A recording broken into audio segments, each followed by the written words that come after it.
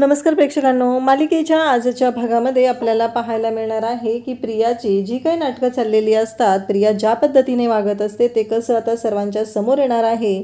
तर त्याचबरोबर अर्जुन सायली तर प्रियाची वाट लावणार आहेत आणि प्रियाने घरामध्ये वाद निर्माण करण्याचा, सायलीला बोल लावण्याचा जो प्रयत्न केलेला आहे त्यामुळं तर खूप मोठा असा धक्का बसणार आहे। कारण अर्जुन जो शब्दांचा भडीमार करणार आहे, शब्दांची खेळी खेळणार आहे, त्यामुळं इकडे कल्पना त्याचबरोबर पूर्णाजी यांना गप्प बसण्याशिवाय कोणताही पर्याय राहणार नाही। त्याचबरोबर मधुभाऊ आणि सायलीचं बोलणं चोरून ऐकणाऱ्या प्रियाची तर सायली वाट लावणार आहे। हे आपल्याला आजच्या या व्हिडिओमध्ये पाहायला मिळणार आहे, त्यासाठी हा व्हिडिओ शेवटपर्यंत पहा। तर इकडे आता नागराज खूप चिडलेला असतो। तो सुमनला म्हणत असतो, तुला कळतंय का सुमन, तन्वी कुठे गेली आहे? तू तन्वीकडे लक्ष का ठेवत नाही आहे? तुला माहिती आहे ना, एकतर दादा घरी नसतो आणि तन्वीचं काय चाललंय कळलं पाहिजे ना। अगं काय गायब वगैरे झाली तर? तेव्हा सुमन म्हणते, अहो असं कसं होईल, ती मला सांगून गेली आहे ना, फॅशन शो आहे ना म्हणून गेली आहे ती। तेव्हा मात्र इकडे नागराज म्हणत असतो, अगं सुमन तुझ्या लक्षात येत नाही आहे का, कसला फॅशन शो सांग बरं, रात्रीचा कुठे फॅशन शो असतो का? सुमन मात्र विचारात पडलेली असते। नागराजला मात्र वेगळी शंका आलेली असते की ही मुलगी गेली आहे कुठं, हिचा नक्की काय प्लॅन झालेला आहे, या गोष्टी त्याला कळतच नसतात। त्याचबरोबर आपल्याला पाहायला मिळतं की जेव्हा हे सगळं नागराज सुमनला बोलत असतो तेवढ्यातच प्रतिमा तिथं आलेली असते आणि प्रतिमा आल्यानंतर सुमन म्हणते की वहिनी कसं झाला साखरपुडा? त्याचबरोबर तिला सांगू लागते की नाही, मी तुमच्याशी खोटं बोललेली आहे, मी कोणत्याही साखरपुड्याला गेले नव्हते, कारण साखरपुडा हा मुळात नव्हताच, मी ना तन्वीचं लग्न करायला गेले होते। तेव्हा मात्र इकडे नागराज आणि त्याचबरोबर सुमनला धक्का बसतो। ते दोघंही म्हणू लागतात की काय बोलताय तुम्ही? तेव्हा प्रतिमा सांगत असते की हो, जे खरं आहे ना तेच बोलत आहे, मी तन्वी आणि अश्विनचं लग्न करण्यासाठी गेले होते। हे ऐकल्यानंतर मात्र नागराजला धक्का बसलेला असतो। नागराज म्हणत असतो, वहिनी काय सांगताय तुम्ही हे सगळं, म्हणजे दादाला कोणाला काहीच माहिती नाही आहे यातलं, आणि तुम्ही आम्हाला तरी सांगायचं होतं। हे सगळं बोलणं चालू असतं आणि तेव्हा मात्र आपल्याला पाहायला मिळतं की प्रतिमा म्हणत असते की हो, कारण हे गरजेचं होतं म्हणूनच मी गेले होते आणि मला पूर्णाईने सांगितलेलं होतं की जोपर्यंत हे लग्न लागत नाही तोपर्यंत ही गोष्ट रविराज त्याचबरोबर अर्जुन सायली यांना कळता कामा नये, अशी मला पूर्णाईने शपथ घातलेली होती। आणि मला सांगा ना, अश्विनसारखा जर मुलगा आपल्या तन्वीसाठी मिळत असेल तर काय हरकत आहे एवढा चांगला, म्हणून मी विचार केला आणि हे सगळं केलेलं आहे। हे सगळं चालू असतं आणि त्यासोबतच आपल्याला पाहायला मिळतं की जेव्हा या सर्व गोष्टी घडत असतात तेव्हा मात्र इकडे प्रतिमा सांगत असते, अजूनही रविराज घरी आलेला नसतो, ही गोष्ट आत्ता फक्त नागराज आणि त्याचबरोबर सुमन या दोघांना कळलेली असते। आणि जेव्हा त्यांना ही गोष्ट कळलेली असते तेव्हा मात्र एवढा जबरदस्त धक्का बसलेला असतो, कारण नागराज म्हणत असतो की हे काय चाललंय नक्की, कशा पद्धतीनं गोष्टी घडत आहेत, काहीही झालं तरी आज जे काही घडलेलं आहे ते पूर्णपणे चुकीचं आहे, असं नागराजचं म्हणणं असतं। आणि त्यासोबतच इकडे आपल्याला पाहायला मिळतं नागराज म्हणत असतो, पण वहिनी आम्हाला तरी सांगायचं होतं, आमच्यापासून तरी का लपवली ही गोष्ट, असं नागराज बोलत असतो। परंतु इकडे मात्र पाहायला मिळतं की आता प्रियाची वेगळीच नाटकं सुरू झालेली असतात। प्रियाला दारात रांगोळी काढायची असते आणि ती ही प्रतिमाची रांगोळी जशी असते तशी, म्हणजे आदर्श सून म्हणून तिला मिरवायचं आहे, म्हणून सकाळी लवकर उठून तिची जोरदार तयारी झालेली आहे आणि तिने आता एक रांगोळी काढणारी मुलगी बोलवलेली आहे आणि तिला ती सांगत आहे की लवकर काढणं गं बाई, काय काढायचं आहे ते, किती वेळ लावतेस तू, असं ती त्या मुलीला म्हणत असते। इकडं सायली मात्र सकाळी उठलेली असते आणि आवरून ती आलेली असते आणि त्यासोबतच पाहायला मिळतं की जेव्हा ती आलेली असते तेव्हा ती विचार करत असते, पण इकडे प्रियाची मात्र गडबड गोंधळ चाललेला असतो। त्या मुलीला ती सांगत असते, ती मुलगी म्हणत असते की अहो मॅडम, अशी रांगोळी काढायला ना वेळ लागतो, तुम्हाला माहिती आहे ना, असं ती प्रियाला म्हणत असते। पण प्रिया म्हणत असते की अगं लवकर आवर, कारण या घरातली माणसं आहेत ना ती जरा जास्तच लवकर उठतात, त्यामुळं तुझं जे काय चाललेलं आहे ना ते लवकर कर, अन्यथा खूप मोठा प्रॉब्लेम होईल, जर घरातलं कोणी उठलं तर काहीच करू शकणार नाही, एवढं लक्षात ठेव, असं प्रिया सांगत असते। प्रिया मात्र खिडकीतून लक्ष ठेवत असते कोणी उठलंय का, आणि सायलीचं तेच काम असतं, सकाळी उठल्या उठल्या सायली लवकर आवरत असते आणि त्याचबरोबर पहिलं रांगोळी काढत असते, घरात सडा रांगोळी करत असते, या सर्व गोष्टी सायलीच्या चालू झालेल्या असतात। आणि त्यासोबतच आपल्याला पाहायला मिळतं की सायली आता रांगोळीचं ताट घेऊन निघालेली असते आणि त्याच वेळी सायली विचार करत असते आणि इकडे मात्र अशा गोष्टी चाललेल्या असतात त्या म्हणजेच की प्रियाने त्या मुलीला बोलून रांगोळी काढायचं काम सुरू केलेलं आहे. पण त्या खिडकीतून प्रियाचं लक्ष असतं कोणी येतंय का. जर कोणी आलं तर पटकन त्या मुलीला तिथून बाजूला करायचं आणि आपण स्वतः रांगोळी काढायला बसायचं. हा सगळा प्लॅन प्रियाचा चाललेला असतो. आणि प्रिया मात्र हे सर्व करत असते तेव्हा तिच्या लक्षातही येत नसतं की ती काय गोंधळ घालत आहे. तिच्या गोंधळ घालण्यामुळं कोणाला काय वाटेल. आणि मग प्रियाने सायली बाहेर रांगोळीचं ताट घेऊन येते. प्रियाने काढलेली रांगोळी सायली बघते आणि तेव्हा ती पाहतच राहते.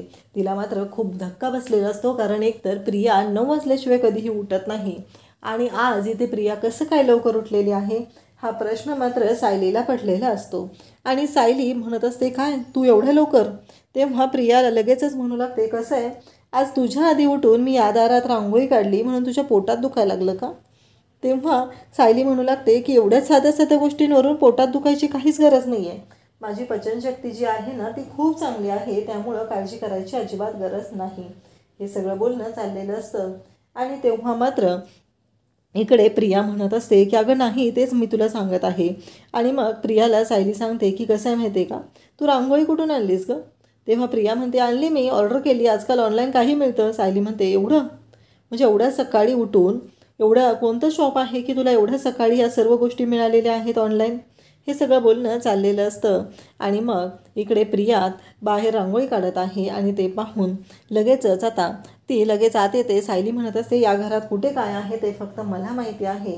आणि ही रांगोळी तर देवघरात असते आणि ती रांगोळी तिथंच होती. फक्त हे सगळं काय कांड केलं आहे ना ते तू काय केलेलं आहे ते कळलं पाहिजे असं सायलीचं म्हणणं असतं. त्याचबरोबर आपल्याला पाहायला मिळतं की जेव्हा सायली हे सगळं बोलत असते आणि त्याचवेळी आता प्रतिमा त्याचबरोबर कल्पना पूर्णाजी कल्पना अश्विन सगळेजण उठून आलेले असतात. तर विमलला नाश्ता बनवायचं काम सांगत असते. तेव्हा प्रिया म्हणते की त्याची काही गरज नाही आहे, कारण अश्विनी तिथं म्हणत असतो की मम्मा लवकरात लवकर नाश्ता बनव, हे अश्विनचं बोलणं चाललेलं असतं.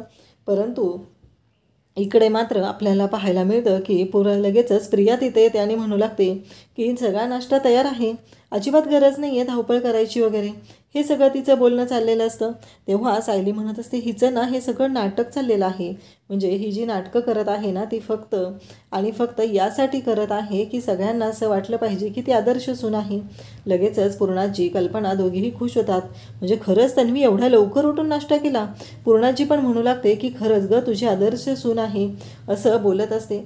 तेव्हा मात्र कल्पना म्हणते मग आणलेच तर मी तशी शोधून माझ्यासाठी सून, असं बोलणं सुरू झालेलं असतं. आणि तेव्हा अश्विन म्हणत असतो खरंच तन्वी ना किती छान आहे, किती चांगली आहे, एवढं सगळ्यांसाठी लवकर उठलेली आहे, सगळ्यांसाठी नाश्ता बनवलेला आहे. आणि मग ती नाश्ता घेऊन येते. इकडे अर्जुन आणि सायली बोलत असतात. सायली म्हणत असते की अहो मला तुमच्याशी बोलायचं आहे. अर्जुन म्हणतो बोला. कसं आहे माहिती आहे का ती मुलगी या घरात आलेली आहे म्हणजे राडा होणारच आहे. तेव्हा सायली म्हणते नाही हो मला काहीतरी वेगळं सांगायचं आहे. अर्जुन मात्र इकडे केस स्टडी करत असतो आणि त्याचबरोबर त्याच्या डोक्यात सुरू झालेलं असतं हे जे प्रियाचं नाटकी वागणं असतं ते अर्जुनला चांगलंच माहिती असतं. परंतु इकडे सायली येते आणि म्हणते की अहो तिने जर काही वेगळं केलं असतं तर मला धक्का बसला असता ना. आज तिनं जे काय वागलेले आहे ना ते खूपच विचित्र आहे. म्हणजे माझा विश्वासच बसत नाही आहे की तिनं जे काय वागत होती त्याबद्दल. कारण तिने आज सगळ्यांसाठी लवकर उठून नाश्ता केलेला आहे, सगळ्यांसाठी एवढं सगळं केलेलं आहे आणि सगळेजण मात्र पाहतच राहिलेले असतात. आणि त्याचबरोबर सगळ्यांसाठी एवढ्या लवकर नाश्ता केलेला आहे, एवढ्या सगळ्या गोष्टी केलेल्या आहेत. आणि त्यासोबतच इकडे जेव्हा पाहायला मिळतं सायली म्हणते की तिने रांगोळी घातलेली आहे, या सर्व गोष्टी तिने केलेल्या आहेत. आणि अर्जुन म्हणतो काय बोलताय तुम्ही हे सगळं. तेव्हा सायली सांगत असते की हो तिने काहीच राडा घातलेला नाही आहे. जर तिने राडा घातला असताना तर मला शंका आली असते, पण तिनं राडा तर घातलेलाच नाही आहे. मग कसं समजायचं हे सगळं, हे बोलणं चाललेलं असतं. आणि त्यासोबतच सायली अर्जुन बोलत असतात. सायली म्हणत असते नाही काहीतरी प्रॉब्लेम आहे की ज्यामुळे हे सगळं होतं आहे. कारण ही तन्वी जी आहे ना ती अशा पद्धतीची नाही, कारण ती मुलगी कशी आहे ना हे मला चांगलंच माहिती आहे. हे बोलणं चालू झालेलं असतं. आणि त्यासोबतच सायली म्हणत असते की तिने जर उशिरा उठली असते, काही गोंधळ केला असता तर मला नवल वाटलं असतं. पण आज जे ती काय वागलेली आहे, तिने जे केलेलं आहे ते पाहून खरं तर मला धक्का बसलेला आहे. अर्जुन म्हणत असतो नाही त्यामागे तिचा काहीतरी वेगळा तिचा हेतू असणार आहे, म्हणूनच ती मुलगी अशा पद्धतीनं वागत आहे. कारण तिच्याकडून आपण कोणतीही अपेक्षा तिच्याकडून आपण करू शकत नाही, कारण ती कशी आहे हे आपल्याला चांगलंच माहिती आहे.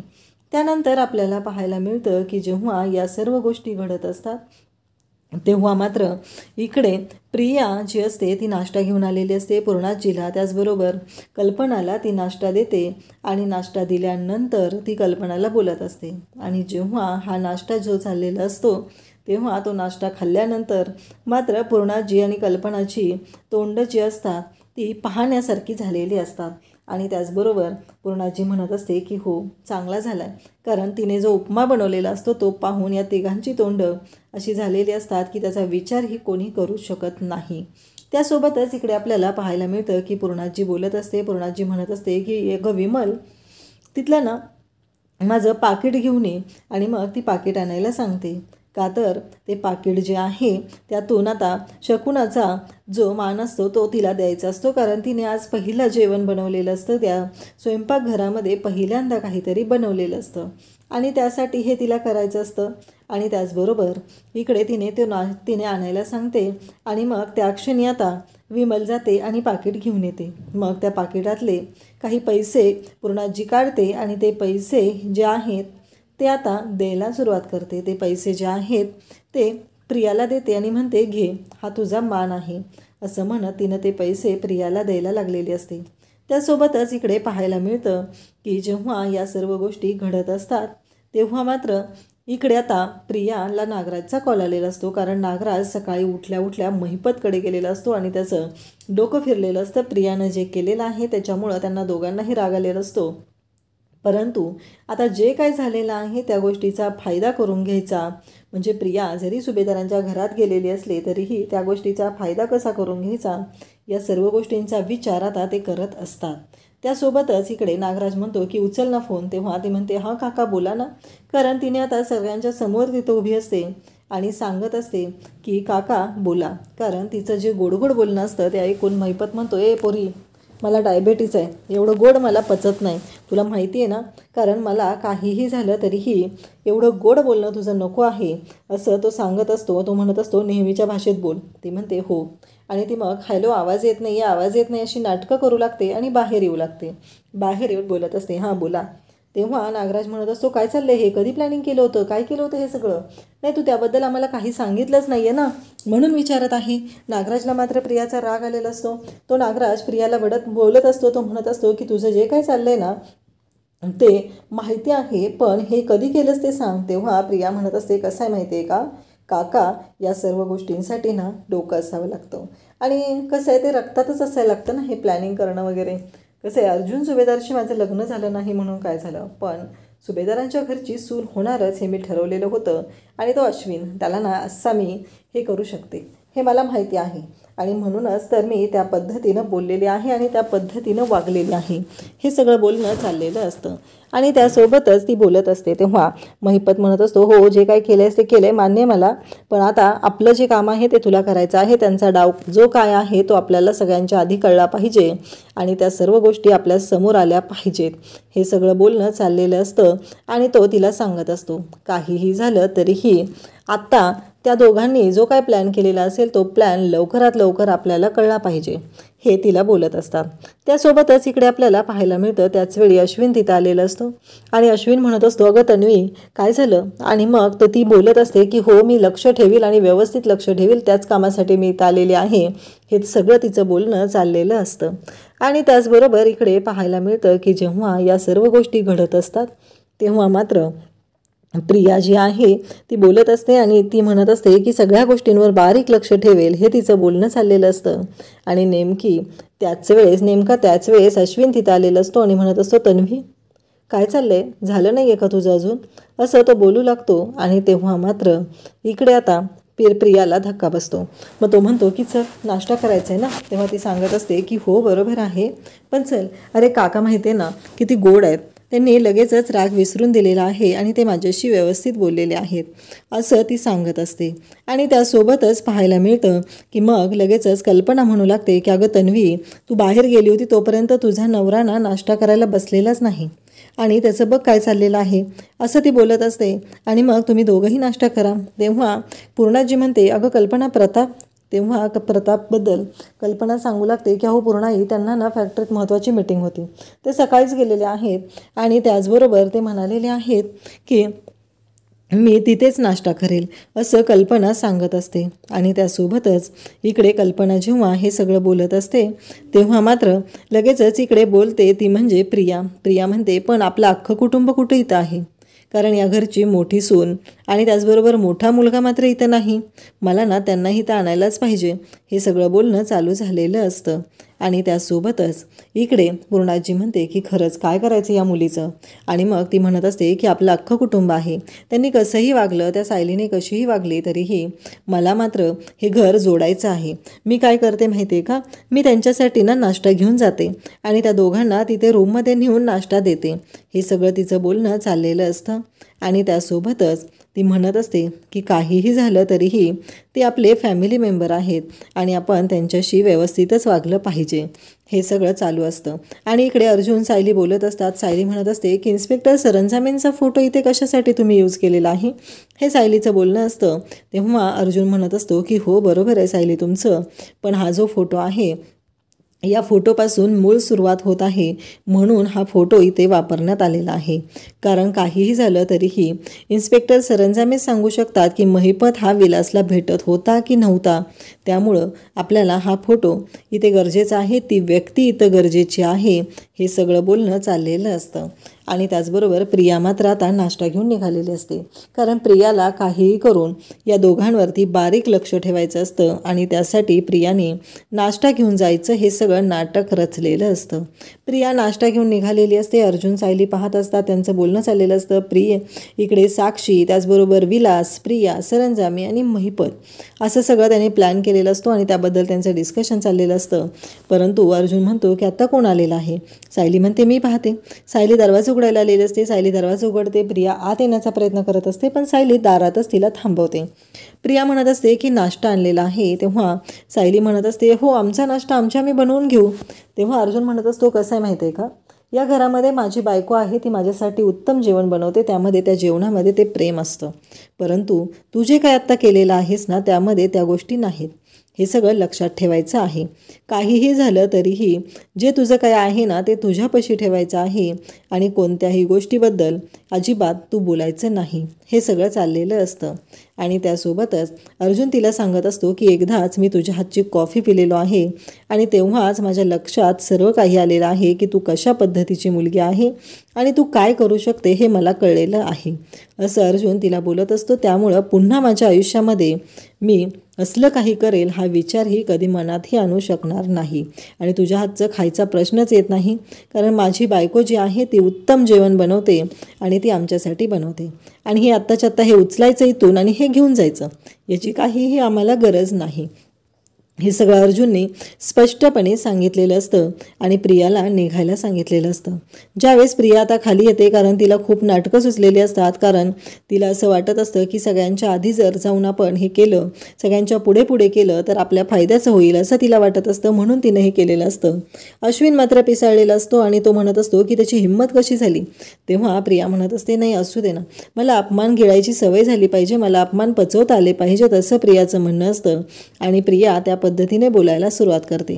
त्याचवेळी घरातले म्हणतात की ठीक आहे, आम्ही तुला सांगितलंच होतं, म्हणजे यापेक्षा वेगळं त्यांच्याकडून अपेक्षाच करू शकत नाही आपण, कारण ते हे सगळे जे आहेत ना ते दोघं आहेत ना ते अशीच वागू शकतात, म्हणजे दुसरी कोणती त्यांच्याकडून अपेक्षा करायची गरजच नाही, असं जेव्हा पूर्णाजी आणि कल्पना म्हणत असतात. आम्ही तुला आधीच सांगितलं होतं पण तू आमचं ऐकलं नाही, असं त्यांचं म्हणणं येतं. आणि त्यावेळेस मात्र इकडे ती म्हणत असते मी एवढं सगळं बोलत आहे पण ह्या म्हातारीत आणि याच्यात काहीही बदल का होत नाही आहे, मला कळत नाही आहे की यांच्यामध्ये बदल का होत नाही आहे. हे सगळं बोलणं चाललेलं असतं. आणि तेव्हा मात्र ती म्हणत असते कसं आहे माहिती आहे का, पण त्यांना जराही वाटलं नाही आहे की हिरवा चुडा हातात घातलेला आहे, आज माझा या घरचा पहिला दिवस आहे आणि हिरवा चुडा घातलेला असून माझ्या हातात चुडा असून यांनी मला तिथून घराच्या बाहेर काढलेलं आहे, हे चुकीचं आहे, असं नाही झालं पाहिजे ना कोणासोबत, असं तिचं बोलणं चाललेलं असतं. तेव्हा मात्र इकडे आपल्याला पाहायला मिळतं की जेव्हा या सर्व गोष्टी घडत असतात तेव्हा मात्र आता कल्पना आणि पूर्णाजी म्हणते की अर्जुन आत्ताच्या आत्ता खाली आहे, असं म्हणत ती जोरात ओरडते. आणि अश्विन तर चिडलेलाच असतो. अश्विनला काही चिडायला कारणच लागत नाही आहे, फक्त चावी दिली की ते खेळणं सुरू होणार, असं त्याचं काम झालेलं आहे.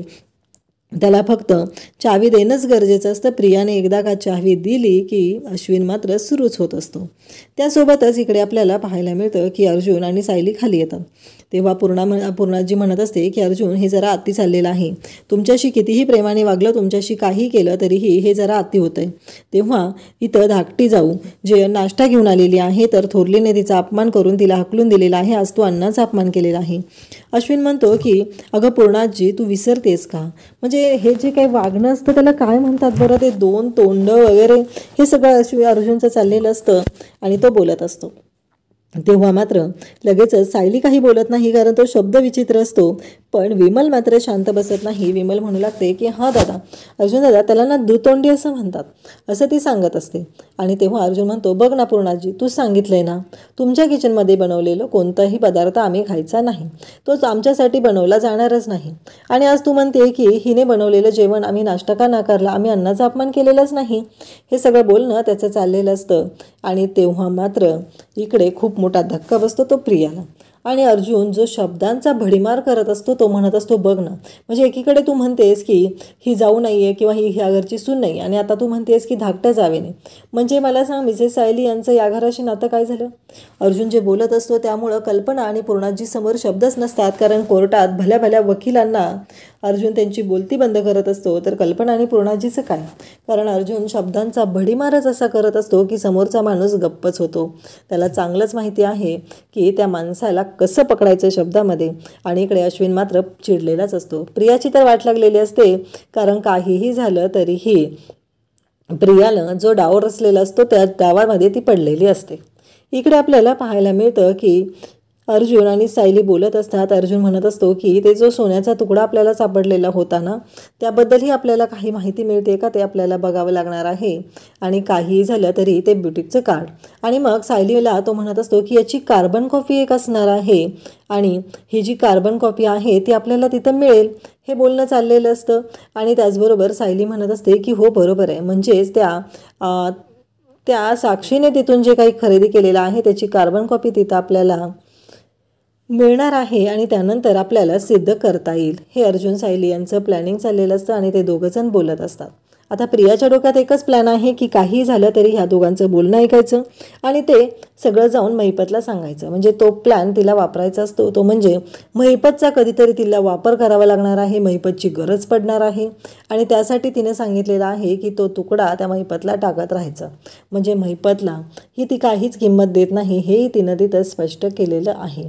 त्यासोबतच आपल्याला पाहायला मिळतं की इकडे सायली आणि अर्जुन यांचा पूर्ण प्लॅन झालेला असतो. आता पुढे काय करायचं आहे आणि आजच आपल्याला ही कामगिरी करण्यासाठी जावं लागणार आहे, हेही त्यांनी सांगितलेलं असतं.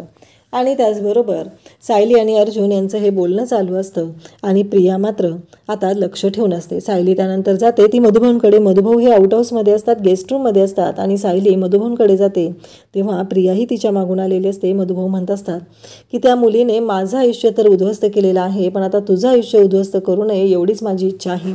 तेव्हा सायली म्हणत असते की मधुभाऊ काळजी करू नका, तुमच्या बाबतीत पण काही वाईट होऊ देणार नाही मी, आणि आमच्या बाबतीत पण नाही. काही झालं तरी तिने काय गोंधळ घालत आहे त्याबद्दल सगळ्या गोष्टी मला माहिती आहेत. आणि त्यासोबतच ती म्हणत असते की तिने काहीही गोंधळ घातला, काहीही केलं तरीही आपण तिला सोडायचं नाही, हे ती बोलत असते. तिचं असं म्हणणं आहे की मधुभाऊ तुम्ही अजिबात काळजी करू नका, कारण तिचं जे काय चाललेलं आहे त्याचा लवकरच पर्दाफाश होणार आहे. आता यांच्या हाती असे महत्त्वाचे पुरावे लागलेले आहेत. आणि त्याचबरोबर हे सगळं बोलणं चालू असतं. आणि त्याचवेळी तिथं प्रिया आलेली असते. प्रिया वाकून हे सगळं बोलणं ऐकत असते. आणि त्याचबरोबर प्रिया म्हणत असते की हे यांचं चाललेलं आहे, आणि सायली म्हणत असते की आजच रात्री. आणि त्याचबरोबर इथे ती ऐकायला आलेली आहे. ही गोष्ट मात्र सायलीच्या चांगलीच लक्षात आलेली असते, कारण बाहेरून काहीतरी आवाज येतो, ही सायलीच्या लक्षात येतं आणि सायली शांत होते. अशाच अपडेटसाठी चॅनलला सबस्क्राईब करा. थँक्यू.